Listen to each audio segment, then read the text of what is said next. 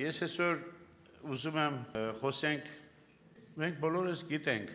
բոլորս էլ որ եկել ենք Քրիստոսին, սկզբում ասենք, երբ որ իմացել ենք, հավատացել ենք, մեծ ուրախություն ենք ապրել։ Քիչ է մնացել, որ մենք մեր սիրտն էլ հանենք տանք Հիսուսի համար։ Մեծ ուժ ենք ստացել։ Բայց երբ որ որոշ ժամանակ անցել է, մենք արդեն փշերի հետ ենք հանդիպել, փշերը մեզ ծակել են։ Որոշ ժամանակ հետո մենք տեսնում ենք, որ մենք շատ հաճախ հիասթափվում ենք, շատ հաճախ հիասթափվելու պատճառով շատերն էլ հետ են գնում, աշխարհ են գնում։ Եվ Քրիստոսը մինչև ձևակերպվի մեր մեջ, մարդու հետ երկար տառապանք, երկար չարչարանք, երկար կյանք ապետ մարդու համար, իհարկե նայած մարդու, բայց Քրիստոսը ձևակերպելու համար հարկավոր է, որ մենք լրջությամբ տրվենք, հավատքին լրջությամբ տրվենք, Տեր Հիսուսին լրջությամբ տրվենք։ Ասենք, երբ որ մենք եկել ենք հավատքի, մենք ինչ-որ հավատքից հետո մենք ինչ-որ բաներ ենք ուզեցել, մեր սրտի մեջ ինչ-որ ցանկություններ ա եղել։ Իհարկե, ես այս խոսքերը ուզում եմ ասել, որ բոլոր այն հավատացյալների համար, ովքեր եկել են Տիրոջը, հանդիպել են դժվարությունների եւ հիմա այդ դժվարությունների պատճառով իրենց մոտ կա հուսահատություն, իրենց մոտ կա դժվարություն։ Բայց հարց առաջանում, ինչ է ուզում մարդը։ Հավատքի եկած մարդու սկզբից, երբ որ մարդ հավատքի է գալիս, որն է իր ցանկությունը։ Բնական է, մենք գիտենք, որ մարդ երբ որ սկզբից հավատքի է գալիս, նա չի դառնում հոգևոր միանգամից։ Հոգևորություն նրա մեջ չի ձևակերպվում։ Նա սկզբում լինում է մարմնավոր վիճակում։ Մարմնավոր հավատացյալ է լինում։ Իսկ մարմնավորը ինչ է ցանկանում, մարմնավոր հավատացյալի ցանկությունը ո՞րն է։ Սիրելիներս, ասենք որպես օրինակ, հրաշ ժողովրդին նայենք սկզբից, հետո մարմնավոր հավատացյալին էլ կնայենք։ Հրաշ ժողովուրդը, երբ որ մենք նայում ենք Աստծո խոսքի մեջ, Առաջին Թագավորաց գրքում, մենք տեսնում ենք, որ հրաշ ժողովուրդը Սամուելի ժամանակ եկան եւ ասեցին Սամուելին, որ ինչպես ուրիշ ազգերը մեր վրա էլ մի թագավոր դիր, որպեսի մեզ կառավարի, մեր առջևից գնա։ Երբ որ նրանք թագավոր ուզեցին, գրված է Առաջին Թագավորաց 8-րդ գլխում 6-րդ խոսքից, եւ այս բանը ասում է Սամուելի առջև գեշ երևցավ, որովհետեւ թե մեզի թագավոր մտուր, որպեսի մեզ կառավարե։ Ու Սամուել Տիրոջը աղոթ կրավ։ Սամուելը շատ վատ տարավ, որ այդ ժողովուրդ Իսրայել ժողովուրդը թագավոր էր ուզում։ Եվ Տերը Սամուելի սավ։ Ժողովրդին խոսք անոնց քեզի ամեն նսածը մտի կրե, քանզի անոնք քեզ չեն մերժել, այլ զիս կմերժեն, որպեսզի անոնց վրա չթագավորեն։ Ուրեմն Սամուելին թվում էր, թե իրան են մերժում ժողովուրդը, բայց Աստված ասեց, նրանք քեզ չեն մերժում, նրանք ինձ են մերժում, որպեսզի ես Իսրայելի վրա չթագավորեմ։ Այսինքն դուրս է գալիս սիրելի եղբայրներ քուրեր, որ ժողովուրդը մերժում էր Աստծո թագավորությունը։ Դեռ հրեա ժողովուրդը հոգևորության մեջ ձևակերպված չէր։ Եվ այդ պատճառով հրեա ժողովուրդը մերժում էին Աստծո թագավորությունը։ Թեպետ մերժեցին Աստծուն, բայց Աստված ասեց Սամուելին, ժողովրդի խոսքը մտի կարա եւ թագավոր դուր, բայց իրանց նախորոք ասա, ինչպեսին կլինի այն թագավորը, որ դուք ուզում եք։ Եվ ասա, որ թագավորը իրեն հազարապետներ, հիսնապետներ պիտի եւ իր արտերը պիտի հրկեն ու զունցքերը հնձեն եւ իր պատերազմական զենքերն ու կառքերուն գործիքները շինեն։ Այսինքն պիտի ձեր աղջիկները ծառայեն, ձեր տղաները ծառայեն, մի խոսքով, այդ թագավորի պատճառով դուք շատ կհեծաք։ Այն օրը դուք ձեր ընտրած թագավորի պատճառով պիտի աղաղակեք, բայց Տերը այն օրը ձեզի պատասխան պիտի չտա։ Դուք որ ընտրում եք թագավոր, ոչ թե Աստված ձեր վրա թագավորի, այլ դուք եք ուզում մարմնավոր մի թագավոր ընտրեք, ձեր ընտրած, ձեր ընտրության պատճառով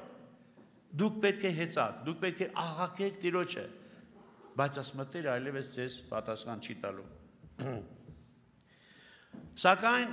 այս բոլորը խոսքերը լսելուց հետո ժողովուրդը նորից Սամուելի խոսքը մտիկ չարավ եւ անպատճառ ասեցին մեր վրա թագավոր դիր։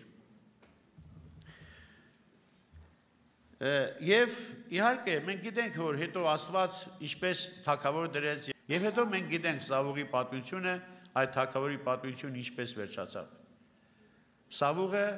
երբ որ Աստծուն մերժեց, երբ որ անգամ քահանաներին կոտորեց, վերջին աստիպված էր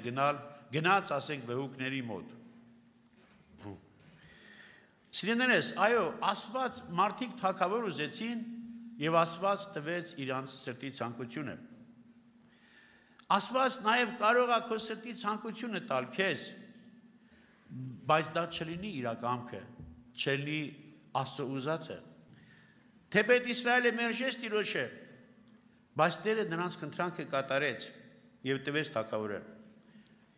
Եվ ինչպես ասացի, զգուշացրեց։ Շատ հաճախ մենք էլ ենք այդպես ուզում ենք մեր սրտի ցանկությունը կատարվի։ Եվ չենք նայում, չենք վստահում Տիրոջը, չենք ճանաչում Տիրոջը եւ ուզում ենք մեր սրտի ցանկությունը կատարվի։ Դրա համար այսօր մեզ համար շատ կարեւոր է իմանանք, թե ինչի համար Աստված մեզ կանչել։ Ոչ թե մենք ենք Աստծուն ընտրել, ոչ թե, այո, Աստված է մեզ կանչել, Աստված է մեզ սկզբից ահա ես ասել։ Մենք իրան չենք ճանաչում, բայց Աստված մեզ ահա ես ասեց։ Դրա համար մենք այսօր իմանանք, թե ինչի է Աստված կանչել մեզ, որն է այդ նպատակը։ Եթե մենք նպատակը չտեսնենք, եթե մենք նպատակ չունենանք սիրելի եղբայրներ քույրեր, մենք չենք կարող առաջ գնալ հոգևոր կյանքի մեջ։ Դրա համար սիրելիներս, գիտենք արդյոք Աստված ինչի համար է մեզ կանչել։ Գիտենք արդյոք Աստծո նպատակը ինչն է, որ կանչել այսօր քեզ, ինձ, այլ ճշմարիտ Աստծուն պաշտելու համար հարկավոր է, ինչպես եղբայրներն ասին, Քրիստոսը ձևակերպի մեր մեջ։ Քանի դեռ մենք, այո, Աստծո նպատակը չգիտենք, թե ինչի համար Աստված մեզ կանչել։ Նա ոչ թե կանչել է մեզ, որ մենք ինչ-որ բաներ խնդրենք Աստծուց, ինչ-որ ցանկություններ ունենք, խնդրենք եւ Աստված մեր ցանկությունները տա, դրա համար չի Աստված մեզ կանչել։ Աստված մեզ կանչելի մի նպատակի համար է կանչել։ Փառավոր մի նպատակի, հավիտենական մի ծրագրի համար Աստված մեզ կանչել։ Սիրելիներս, այո, սկզբնական շրջանում լինում են հիասթափություններ, լինում են հուսահատություններ։ Անգամ Մովսեսը, Աստծո ծառա Մովսեսը, որին Աստված ուղարկեց, որպեսզի Իսրայել ժողովրդին Եգիպտոսի գերությունից ազատի, այդ Մովսեսը, որը Աստծո կողմից ուղարկված մարդ էր, մենք տեսնում ենք սիրելիներս, որ հետո, ուրեմն Ելիս գրքի մեջ կարդում ենք, որ Աստված ուղարկեց Մովսեսին, որպեսզի Մովսեսը գնա Եգիպտոս փարավոնի ձեռքից ազատի ժողովրդին։ Մովսեսը գնում էր արդեն Մադիամի երկրից գնում էր դեպի Եգիպտոս, երբ որ համաձայնվեց գնալու։ Սկզբից չէր համաձայնում, բայց երբ որ համաձայնվեց, շատ հետաքրքիր է սիրելիներս։ Մովսեսը գավազանը ձեռքին, կնոջ, երեխայի հետ, միասին երկու երեխա էր, գնում էին դեպի Եգիպտոս։ Գնում էին, շատ հետաքրքիր է, եթե մեկը հարցներ Մովսեսին ճանապարհին, Մովսես ուր ես գնում։ Մովսես ասեր, ես գնում եմ Եգիպտոս, Իսրայել ժողովրդին եւ փարավոն թագավորի ձեռքից ազատելու համար։ Ինչ կանեին Մովսեսի վրա։ Մովսեսի վրա կխնդային։ Կասինես ով այս մարդ։ Բավարակ Մովսես քո թնդանոթներն ուրա Մովսես, քո զենքերը ուրա Մովսես, դու ուր ես գնում այդպես։ Դու ինչ պիտի անես մենակ։ Բայց Մովսեսը հավատացել էր Աստծուն։ Ընդունել էր Տիրոջը եւ գնում էր դեպի Եգիպտոս։ Բայց շատ հետաքրքիր է, սիրելիներս, այդ Մովսեսը, որ Աստծուն հավատաց եւ գնաց դեպի Եգիպտոս, մենք կարդում ենք արդեն, որ եկան, մտավ 5-րդ գլխին կարդում ենք առաջի խոսքից։ Եվ այդ Մովսես ու Արոն փարավոնի մտան ու Իսրայելի Եհովա Աստված ասպես կսե. իմ ժողովրդից թող տուր, որպեսզի անապատի մեջ ինձի տոնախմբություն ունեն։ Երբ որ Իսրայել ժողովրդի համար խնդրեցին փարավոնին, փարավոնը ինչ ասավ։ եւ փարավոնը սավ հաջորդ խոսքը երկրորդը Եհովա ով է որ անոր խոսքը մտի կնելով Իսրայելը թող տամ Եհովան չեմ ճանչնար եւ Իսրայելն ալ չեմ ճանչնու Այդ փարավոնը եղբայրներ քույր այսօր մեր կյանքում էլ կար փարավոնը չի ուզում որ մենք Եգիպտոսը թողենք 10 պատիժ եղավ Եգիպտոսի որ նոր փարավոնը թողեց բայց երբ որ այդ բաներից հետո մենք արդում ենք որ փարավոնը ավելի խստացրեց բանը Իսրայել ժողովրդի աղակը տարապանք ավելի խստացրեց նրանք աղյուսներ չէին տալիս դարման չէին տալիս բայց աղյուսների նույն քանակությամբ աղյուսներ էին պահանջում հրյաներից եւ հրյաների վերակացուները եկան եւ բողոքեցին փարավոնին ասին դարման չեն տալիս բայց մեզ նույն քանակու աղյուս են տալիս նրա դուս արավ ասավ գնացեք ծույլ եք դուք այդ ժամանակ Մովսեսն ու Արոնը սպասում էին դրանը որ նրանք վերադարձան փարավոնի մոտից եւ տեսեք ինչ ասում եւ փարավոնեն դուրս ելած ատերին հանդիպեցան Մովսեսի ու Արոնի ովքեր հանդիպեցան ովքեր որ բողոքում էին հրա ժողովրդի վերակացուներից հրա ազգությամբ էլի Փարավոն հանդիպեցան Մովսեսի ու Արոն եւ իրենք դիմարու կսպասեն եւ ասին անոնց Տերը ձեզի նայե ու դատե վանզի գարշելի իրիկ մեր հոտը Փարավոնի արչեւ ու անոր ծառաներու արչեւ մեզ սպանելու համար անոնց ձեռքը սուր տալով եւ Մովսես Տիրոջը դարձավ ու սա ով Տեր ինչու այս ժողովուրդը փորձանքի մեջ ձգեցիր եւ զիս ինչու ղրկեցիր հիմա տեսեք չէ Մովսեսի նման մարդը եղբայրներ քուրեր որին Աստված ուղարկել էր, օծել էր Աստված իրան եւ ուղարկել էր Փարավոնի ձեռքից ազատելու եւ նշանել էր տվել հիմա ինքը գտնում է որ ինքը ընկել է նեղության մեջ Տեր Աստված ինչու է ժողովուրդը նեղության մեջ եւ ինչու ինձ ուղարկեցիր Մովսեսին թվում էր թե Աստված սխալվել է հակարծ Փարավոնը չի թողնում իրան ասի բայց Փարավոնը չի թողնում Մովսեսին թվաց միգուցե Աստված սխալվել է Մեզ էլ շատ թվում եղբայրներ երբ որ նոր գալիս ենք Տիրոջը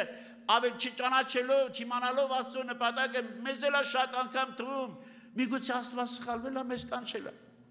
ով ոչ սիրելի եղբայրներ քուրեր Աստված երբեք չի սխալվում Աստված գիտի իր անելիքը բայց դու պետք է հավատքով հաստատվես պետք է ժամանակ որ դու հասկանաս ով Աստված որ դու ճանաչես Աստծուն ճանաչես ճշմարտություն եւ այդ ճշմարտությունը քեզ ազատ անի Հասարակ մի օրինակ բերեմ, սիրելիներս, երբ որ մենք Աստծուն չենք ճանաչում, քանի դեռ սկզբնական շրջանում մարմնավոր ենք եւ Աստծու նպատակը չգիտենք, Աստծուն չենք ճանաչում, այդ ժամանակ եղբայրներ քուրեր, մենք ուրիշ ցանկություններ ենք ունենում,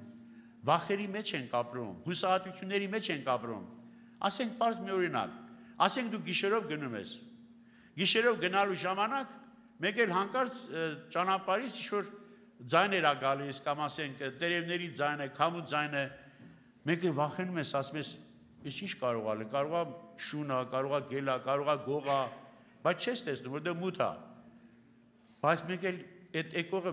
մոտենում է քեզ եւ ինչ ես տեսնում ես քո հարազատ աղբերը կամ քո հարազատ եղբայրը։ Ինչ է լինում։ Վախը ինչի է փոխվում։ Վախը փոխվում է ուրախության։ Ինչու փոխվեց ուրախության։ Որտեղ դու ճանաչեցիր արդեն ով է քեզ մոտեցողը։ Եթե մենք Աստծուն ճանաչենք իրապես եղբայրներ քուրեր, մեր մեջ երբեք վախ չի լինի։ Մեր վախը կփոխվի ուրախության։ Մեր վախը կփոխվի փրկության ուրախությունով։ Ինչպես Դավիթն էր ասում. «Ետ դարձրու ինձ այն փրկության ուրախությունը»։ Դրա համար այսօր հարկավոր է եղբայրներ քուրեր, հարկավոր է ճանաչել Քրիստոսը ձևակերպի մեր մեջ, որպեսզի մենք ճանաչենք ով Աստված, եղբայրներ քուրեր, եւ ինչ նպատակ ունի ինքը։ Քանի դեռ մենք այո չենք ճանաչում Աստծուն եւ հոգեվոր մանուկ ենք, մենք մեր ցանկացածը մարմնավոր բաներ է։ Սիրելիներս, Աստված ինչ ասեց հրաշ ժողովրդին, ասեց ձեզ պիտի տանեմ կաթ ու մեղր բխող մի երկիր։ Եվ երբ որ մենք նայում ենք օրինաց գրքի մեջ, օրինացույց 3-րդ գլխում, նորից շարունակում է թե ինչպեսի երկիր է տանելու։ Եվ այսպես է ասում 7-րդ համարից, օրինակ 8-7-ից, քանզի քու Տեր Աստվածը տաղեկ երկիրը կտանի քեզ, այնպիսի երկիրը, որ դաշտերով, լեռներով, բխող գետերով, աղբյուրներով ու խորունկ ջուրերով լեցուն է, այնպիսի երկիրը, որ ցորենով, գարիով, այգիներով, թզեններով եւ նռներով լեցուն է, յուղ տվող ձիթերով եւ մեղրի երկիր։ Ուստի երբ ուտես ու կշտանաս այդ երկրում, Տեր Աստված օրհնես այն աղեկ երկիրը քեզի տալու համար։ Ուրեմն սիրելիներս, Աստված նորից է շեշտում, թե քեզ որ երկրին եմ տանելու։ Այնպիսի երկիր, որ դու այգիներ չես տնկել, բայց քո նաստներ չես սարքել, բայց քոնը կլեն։ Եվ եղբայրներ քուրեր, թվում է թե որ քանի դեռ մենք Աստծո խորհրդյան չենք ճանաչում, թվում է թե Աստված այդ ժողովրդին տանում է լավ ուտելու, լավ հագնելու, չգիտեմ, ինչի համար է տանում։ Այսինքն մարմնավոր կյանքի համար է տանում։ Բայց իրականում Աստծո նպատակը, երբ որ նա փարավոնի ձեռքից ազատում է եւ տանում էր այն Քանանի երկիրը, որն էր Աստծո իրական նպատակը։ Ոչ թե այսին ուտելու, խմելու եւ ասենք այգիներ ունենալու համար էր, այդ նպատակը կարդում են Ելից 29-րդ գլուխ, Ելից 29-րդ գլուխ 46 խոսքում, թե Աստված ինչի համար էր Իսրայել ժողովրդին տանում այդ երկիրը։ Եվ Իսրայելի որդիների մեջ պիտի բնակիմ ու անոնց Աստված պիտի լամ, եւ պիտի գիտենան, թե անոնց Աստվածը ես եմ, որ անոնց մեջ բնակելու համար Եգիպտոսի երկրեն հանեցի զանոնք, ես եմ անոնց Աստվածը։ Ուրեմն ինչի համար Եգիպտոսի երկրից հանեց, որպեսզի իմանա Իսրայելը, որ անոնց մեջ բնակելու համար, ոչ թե ուտելու, ինչ-որ լավ տներ ունենալու, լավ այգիներ ունենալու համար եմ ես անել Եգիպտոսի երկրից, այլ որպեսզի ես բնակվեմ նրանց մեջ, ես նրանց Աստված լինեմ եւ իրանք լինեն իմ ժողովուրդը։ Սա է եղբայրներ քուրեր, հրաշքը սա է, իրականությունը սա է։ Այդ մարմնավոր ուտելու հակները դրանք այսօր կան, վաղը չկան, դրանք վերջ ունեն, դրանք չեն կարող մարդուն ուրախություն տալ, հարստությունը, փառքը չի կարող մարդու հոգու աշխարհը բավարարել։ Երբ որ Աստված լինում է քո Աստվածը,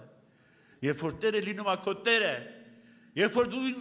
իմանում ես Աստծո իրական նպատակը, թե Աստված ինչի համար է քեզ կանչել, ոչ թե կանչել է քեզ ինչ-որ փառավոր մի երկիր տալու համար,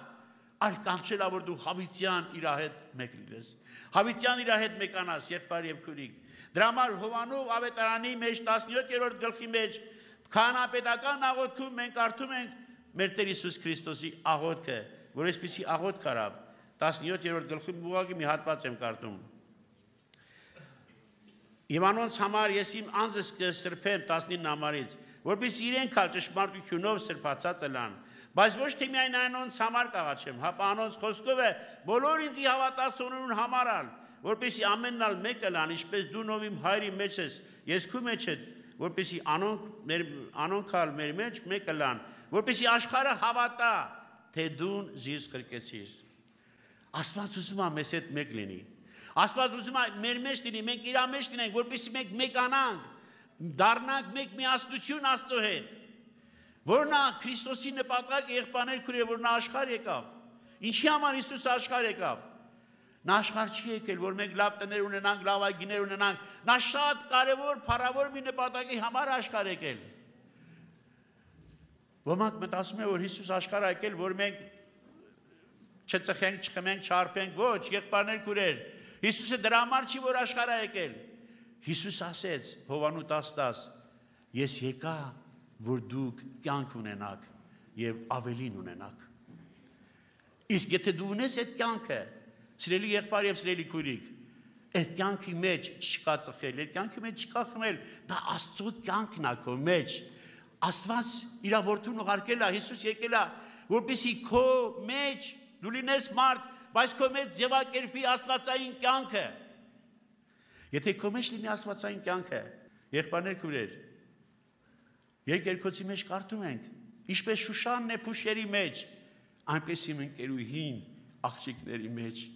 Ինչ գործ ունի Շուշանը փուշերի մեջ։ Եթե դու արդեն Շուշան ես դարձել, եթե քո հոգևոր կյանքը ձևակերպել է, ոչինչ փուշերը քեզ չեն խանգարի, այլ հակառակը փուշերը ծակեն քեզ, բայց քեզանից ինչ կլինի։ Քեզանից անուշահոտությունը կտարածվի։ Դրա մասը մենք Քրիստոս ինչն ենք, մենք Քրիստոսի անուշ հոտն ենք։ Ասենք փառք Տիրոջը դրա համար։